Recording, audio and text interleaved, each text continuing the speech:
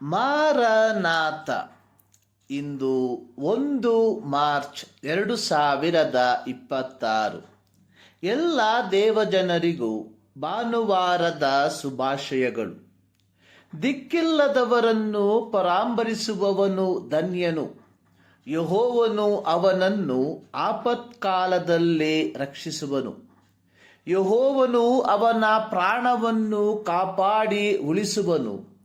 ಅವನು ದೇಶದಲ್ಲಿ ಧನ್ಯನೆನಿಸಿಕೊಳ್ಳುವನು. ಕೀರ್ತನೆಗಳು 41:1-2 ವಾಕ್ಯ. ಕೀರ್ತನೆಗಾರನಾದ ದಾವೀದನು ಈ ಕೀರ್ತನೆಯ ಬರವಣಿಗೆಯ ಮೂಲಕ ಇಸ್ರಾಯೇಲ್ಯರಿಗೆ ಹಾಗೂ ಹೊಸ ಒಡಂಬಡಿಕೆಯ ದೇವಜನರಾದ ನಮ್ಮೆಲ್ಲರಿಗೆ ನಿರ್ದೇಶಿಸುವಂಥದ್ದು ಅಥವಾ ಸೂಚನೆ ನೀಡುವಂಥದ್ದು.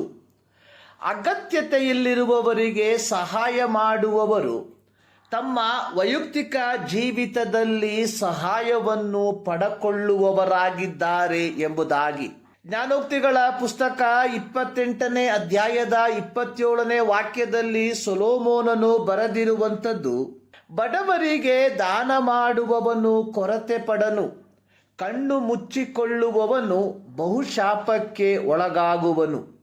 ಹಳೆಯ ಒಡಂಬಡಿಕೆಯಲ್ಲಿ ನಿರ್ಗತಿಕರನ್ನು, ವಿಶೇಷವಾಗಿ ಅನಾಥರನ್ನು, ವಿಧವೆಯರನ್ನು, ಪರದೇಶಿಯರನ್ನು ನೋಡಿಕೊಳ್ಳುವುದು ಐಚ್ಛಿಕಕ್ಕಿಂತ ಕಡ್ಡಾಯವಾದ ನ್ಯಾಯಯುತವಾದ ಬಾಧ್ಯತೆಯಾಗಿತ್ತು.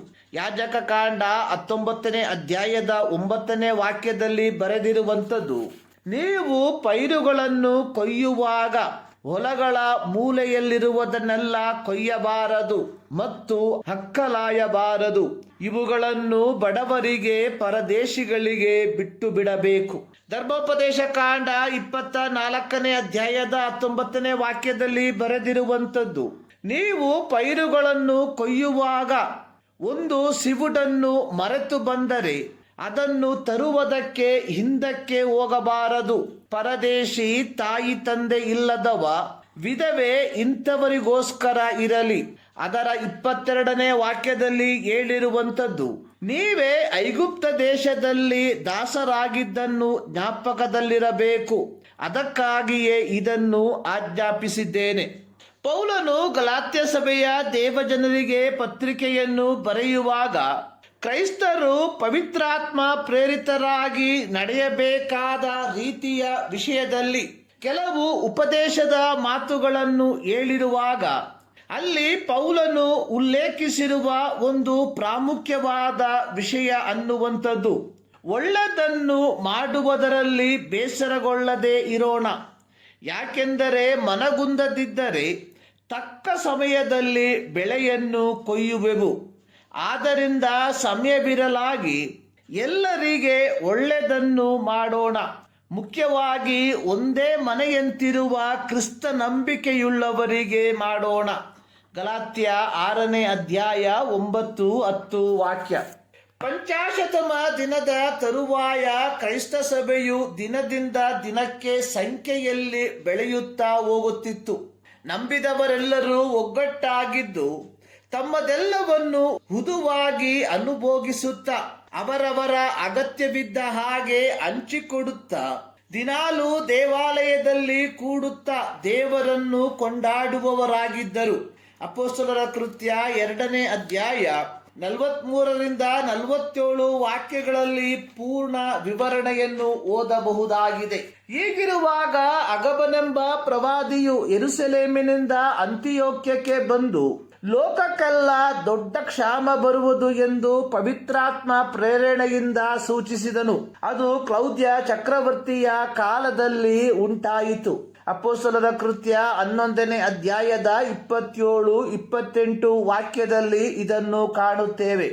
ಪೌಲನು ಯೆರೂಸಲೇಮಿಗೆ 3ನೇ ಬಾರಿ ಆಗಮಿಸಿದಾಗ ಅಪೊಸ್ತಲರ ಕೃತ್ಯ 15ನೇ ಅಧ್ಯಾಯದ 1-2 ವಾಕ್ಯಗಳಲ್ಲಿ ಬರೆದಿರುವಂತೆ ಸಭಾಸ್ತಂಭಗಳೆಂದು ಹೆಸರುಗೊಂಡಿರುವ ಯಾಕೋಬ, ಈ ಯಾಕೋಬನು ಯೇಸುವಿನ ಸಹೋದರ, ಕೇಫ, ಯೋಹಾನರು ದೇವರು ನನಗೆ ದಯಪಾಲಿಸಿರುವ ವರವನ್ನು ತಿಳುಕೊಂಡು ಐಕ್ಯವನ್ನು ತೋರಿಸುವುದಕ್ಕಾಗಿ ನನಗೂ ಬಾರ್ನಬನಿಗೂ ಬಲಗೈಗೊಟ್ಟು ನೀವು ಅನ್ಯ ಜನರ ಬಳಿಗೆ ಹೋಗಿರಿ, ನಾವು ಸುನ್ನತಿಯವರ ಬಳಿಗೆ ಹೋಗುತ್ತೇವೆ. ಆದರೆ ನೀವು ನಮ್ಮಲ್ಲಿರುವ ಬಡವರನ್ನು ಜ್ಞಾಪಕ ಮಾಡಿಕೊಳ್ಳಬೇಕೆಂಬ ಒಂದೇ ಸಂಗತಿಯನ್ನು ಬೇಡಿಕೊಂಡರು. ಗಲಾತ್ಯ 2ನೇ ಅಧ್ಯಾಯ 9-10 ವಾಕ್ಯ. ನಂತರದ ಪೌಲನ ಸುವಾರ್ಥ ಪ್ರಯಾಣದಲ್ಲಿ ತಾನು ಹಾದು ಹೋದಂತಹ ಪ್ರತಿ ಪಟ್ಟಣಗಳಲ್ಲಿಯೂ ಯೆರೂಸಲೇಮಿನಲ್ಲಿರುವ ದೇವಜನರಿಗಾಗಿ ದ್ರವ್ಯವನ್ನು ಕೇಳುವಂಥದ್ದಾಗಿ ನೋಡುತ್ತೇವೆ. ರೋಮಾಪುರದವರಿಗೆ ಬರೆದಿರುವಾಗ ಹೇಳಿರುವಂಥದ್ದು, ಯೆರೂಸಲೇಮಿನಲ್ಲಿರುವ ದೇವಜನರೊಳಗೆ ಬಡವರಿಗೋಸ್ಕರ ಸ್ವಲ್ಪ ಹಣದ ಸಹಾಯವನ್ನು ಮಾಡಬೇಕೆಂಬುದಾಗಿ ಮಕದೋನಿಯ ಅಕಾಯ ಸೀಮೆಗಳವರು ಇಷ್ಟಪಟ್ಟಿದ್ದಾರೆ. ಇವರು ಅವರ ಹಂಗಿನವರಾಗಿದ್ದಾರೆ.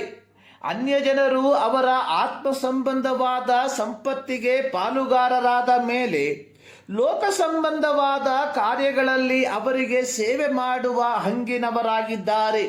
ರೋಮಾಪತ್ರಿಕೆ 15ನೇ ಅಧ್ಯಾಯದ 26-27 ವಾಕ್ಯ. ಪೌಲನು ಗಲಾತ್ಯ ದೇವಜನರಿಗೆ ಪ್ರಬೋಧಿಸುವಂಥದ್ದು, ಒಳ್ಳೆಯದನ್ನು ಮಾಡುವುದರಲ್ಲಿ ಬೇಸರಗೊಳ್ಳದೆ ಇರೋಣ, ಸಮಯವಿರಲಾಗಿ ಎಲ್ಲರಿಗೂ ಒಳ್ಳೆಯದನ್ನೇ ಮಾಡೋಣ. ಯೇಸುವಿನ ಐಹಿಕ ಸೇವೆಯ ಕಾಲದಲ್ಲಿ 5,000 ಜನರಿಗೆ ರೊಟ್ಟಿಯನ್ನು ಮೀನನ್ನು ಕೊಟ್ಟು ಸಂತೃಪ್ತಿಪಡಿಸಿದಾಗ ಇವರಲ್ಲಿ ಎಲ್ಲರೂ ಯೇಸುವಿನ ಶಿಷ್ಯರಾಗಲಿಲ್ಲ. ಕ್ರೈಸ್ತರಾದ ನಾವುಗಳು ಉಪಕಾರ ಮಾಡುವುದನ್ನು ಎಂದಿಗೂ ನಿರ್ಬಂಧಿಸಬಾರದು. ಪೌಲನು ಗಲಾತ್ಯ ಸಭೆಯ ದೇವಜನರಿಗೆ ಹೇಳುವಂಥದ್ದು, ಒಬ್ಬರು ಮತ್ತೊಬ್ಬರ ಭಾರವನ್ನು ಹೊತ್ತುಕೊಳ್ಳಲಿ. ಗಲಾತ್ಯ 6:2. ಪ್ರಿಯರೇ, ನಾವುಗಳು ಪರಸ್ಪರ ಹೊರೆಹೋರಲು ಕರೆಯಲ್ಪಟ್ಟವರಾಗಿದ್ದೇವೆ. ಒಂದು ವಿಶೇಷ ಸೂಚನೆ, ಶಾರೀರಿಕವಾಗಿ ಸದೃಢತೆಯುಳ್ಳ ವ್ಯಕ್ತಿಗಳ ಭಾರವನ್ನ ಹೊರುವುದು ಮೂರ್ಖತನ. ಥೆಸಲೋನಿಕ ಸಭೆಗೆ ಪತ್ರಿಕೆಯನ್ನು ಬರೆದಿರುವಾಗ ಪೌಲನು ಹೇಳಿರುವಂಥದ್ದು, ಕೆಲಸ ಮಾಡಲೊಲ್ಲದವನು ಊಟ ಮಾಡಬಾರದು. 2 ಥೆಸಲೋನಿಕ 3ನೇ ಅಧ್ಯಾಯದ 10ನೇ ವಾಕ್ಯ. ಹೀಗಿರಲಾಗಿ ಪ್ರೀತಿಯ ದೇವಜನರೇ, ನಾವು ಸಹಾಯಕ್ಕೆ ಅರ್ಹರಾದ ವ್ಯಕ್ತಿಗಳನ್ನ ಸಹಾಯಿಸುವುದರಲ್ಲಿ ಮುಂಚೂಣಿಯಲ್ಲಿರಬೇಕು. ಈ ಮುಂಜಾನೆಯಲ್ಲಿ ಸರ್ವಶಕ್ತನಾದ ದೇವರು ಈ ಅಧ್ಯಯನದ ಮೂಲಕ ನಿಮ್ಮನ್ನು ಆಶೀರ್ವದಿಸಲಿ.